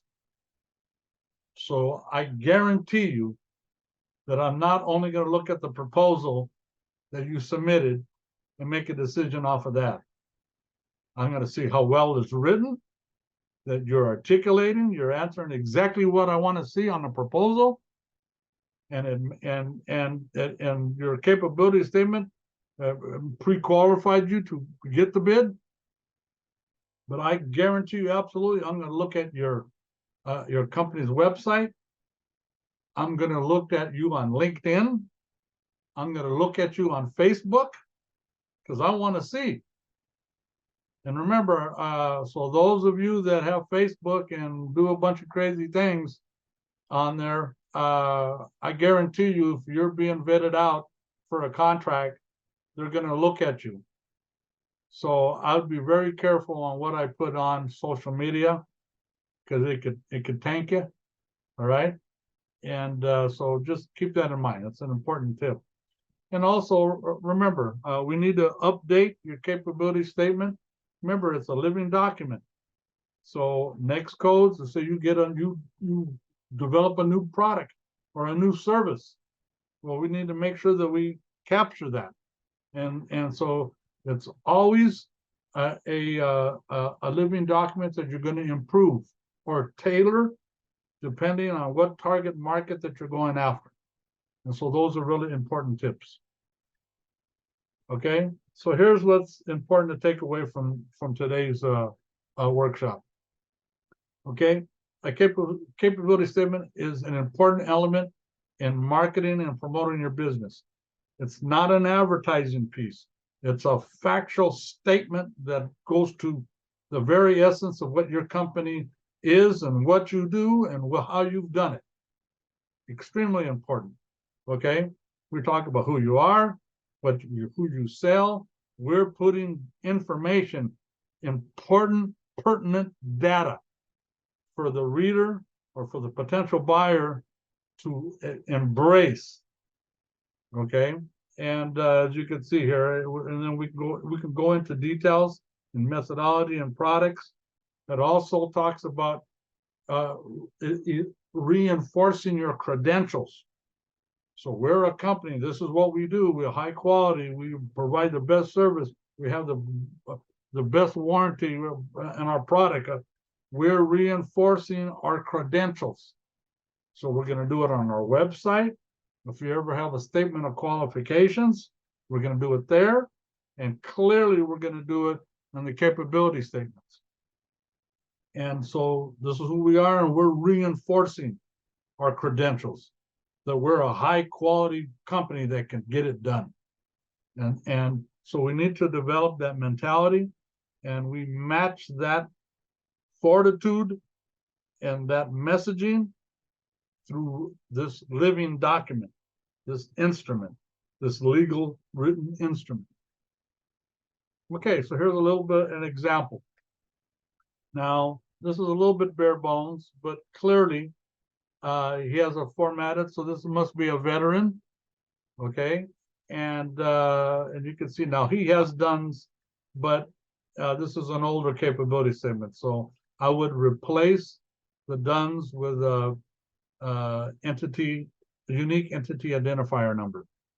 And he has cage code here, so it looks to me this particular capability statement is tailored for a federal contract. And he goes, it's really brief for who they are. Okay, since 2010, they've been a federal contractor, or they've been a part of the federal contracting. You know, one thing about, I will say, if you ever get a contract with the federal government, they score your performance, and they actually give you a performance report card that goes in your permanent file in your SAM registration with the federal government. So if you bid on another contract, okay, this is a little off base, but they bid on another contract, you bid on another contract, they're going to be able to look your past performance up. And we want to make sure that in our bid, they're going to ask you what your score was. We want to make sure that we are accurate, okay, that we perform this, you know, so they're going to match that. But those are the types of things that a buyer is looking for, a federal procurement officer or project manager. Anyway, so now he lists here. Now, I would have flipped this. I would have put these federal bid training out, from there down. I would put those on top and then put all the certifications below that. But you can see it's very easy to go where I need to go in core competencies. Very easy to tell a brief summary of what you do. Okay, I could see that on these logos, they talked about past contracts. So clearly, there's a large private sector contractor, the Army, USA AA. So so it tells me that this person's worked on some major contracts. It's attracted my interest. Now this one only has 2 next codes if we look on the very bottom. I'm not good with that. I would put 4 or 5, especially if they're industry related. So even though I may be only looking for these 2, and maybe that's why he designed it this way or she designed it this way, because it's really only relevant to these 2 next codes, okay, which is management consulting and other computer related services. I could tell you right off the bat, there's probably at least 5 more that they can put. So I would put probably more of the next codes and maybe less of the differentiators, but they go into detail, what sets them apart. And so this is an excellent, well-formatted, one-pager, easy to get to where I need to go to. Okay. Okay, now here's another one. Now, this is obviously an IT company. I find this very aesthetically interesting and easy to read and draws me in. I like the coloring. I like the photo. They have this photo of 2 professionals, look like they're in some kind of IT lab. And, you know, and which, you know, you could be like the other one, you know, it was mostly text, you know, but here I'm matching pictures of people performing. Because remember, companies are not just entities unto themselves, they're made up of people and talent. And that's what we're showcasing. So these individuals, this little picture by itself shows experts doing work. Yeah. Hi, And that's Andrew. Oh, yes. hi, Andrew. It's Christina. I just wanted to let you know. So we have a few questions on the chat. So I don't know Okay. how much you have left on the slide. So I just wanted to make sure that Okay, all right. if- So yeah, so we running over. So give me just a couple of minutes, only one more to show you. But I just wanted to say you could look at this format and you can see it's easy. Core competencies, they have it bullet pointed, all these next codes that they put on, accurate contact data certifications, and that. No, and I told you earlier, here's another one where this person actually put specifications on his product line that specifically matches what the military is looking for. So this is a capability segment to try to become a supplier of hardware for the military. And as you can see, it's pretty easy to go through as well. And he performs that.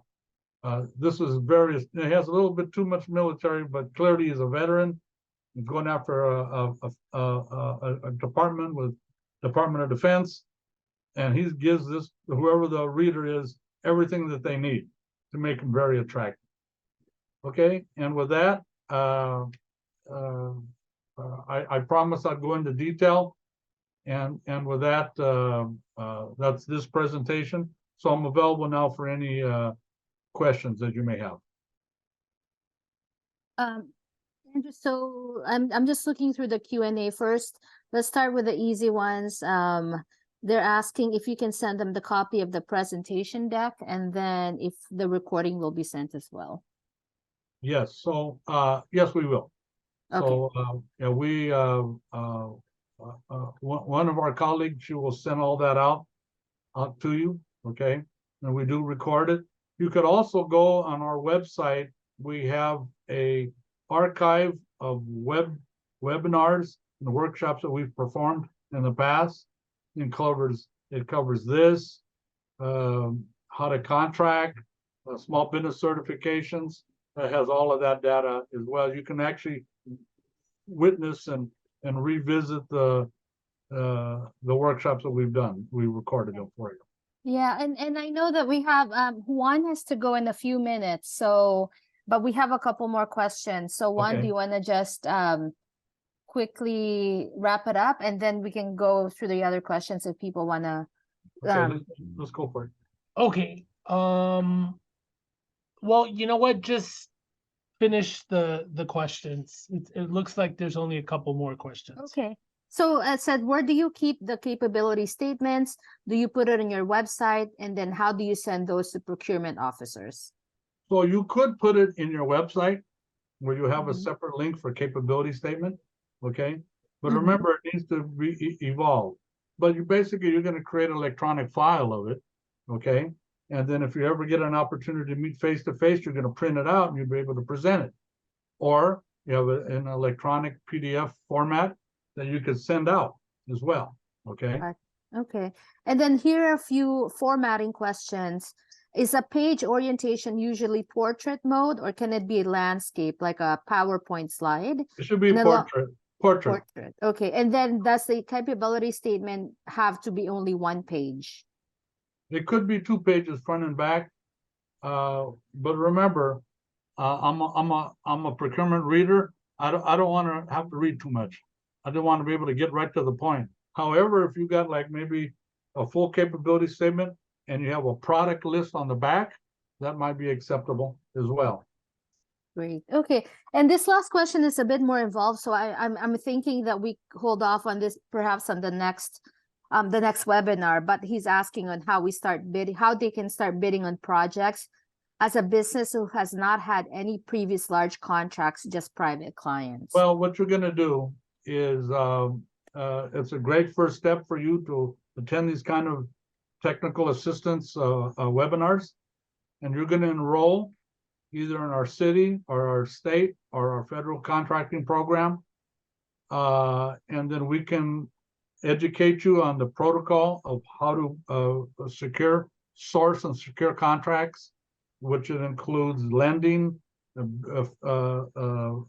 business foundation development, bonding if you need it, financing, how to resource contracts, how to write proposals, how to review, all of that technical assistance services our company provides. We have multiple counselors and programs that are designed to specific to help you whatever stage of your business that you're in. Great. Thank you so much, Andrew. And Juan, if you can close us off. All right. Thank you, Andrew, for all the information you shared with our audience this morning. I'm sure you gave them a lot to think about when preparing or updating their capability statements. Before signing off, I would like to invite you all to join us next month on October 25th for our next webinar of this 3-part series. Join us for RFP response, top tips for a winning proposal. The City of Glendale is also partnering with the California Employers Association for a webinar on the proper steps of a legal termination on October 18th. I posted the registration links for both sessions in the chat, along with my contact information. Last thing I want to share is to let Glendale employers know about a free HR hotline available to them. The city has partnered with the California Employers Associations to provide guidance with employee concerns before they get out of control. Call 866-248-3074, Monday through Friday, 8 a.m. to 5 p.m. With that, I'd like to thank Andrew and Christina and you, our audience, for joining us this morning, and we'll see you again on October 25th. Bye for now. Bye, everybody.